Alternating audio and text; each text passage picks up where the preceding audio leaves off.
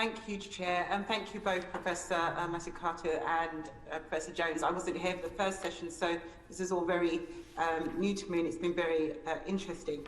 One of my questions, I think you've kind of answered in regards to what the key drivers should be, and I think program leaders of the highest caliber and experience makes more sense that they are the key drivers to ARPA.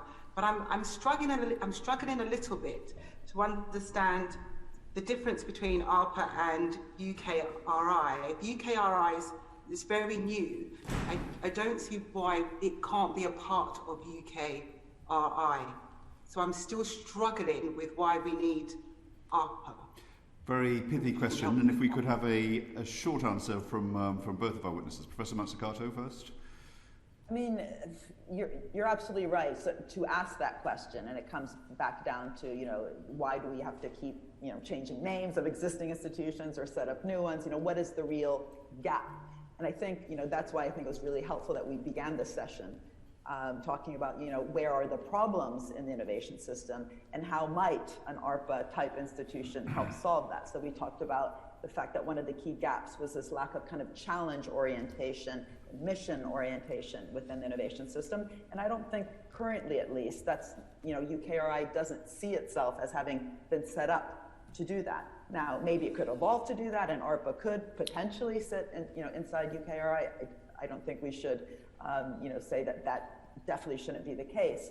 But having an organization that sits above, this kind of innovation system that helps it communicate directly with key government goals.